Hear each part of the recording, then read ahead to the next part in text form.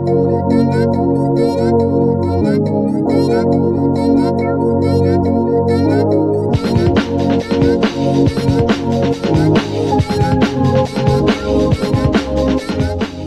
day rocket ship, 2018 Audi RS3, brand new car that just came out.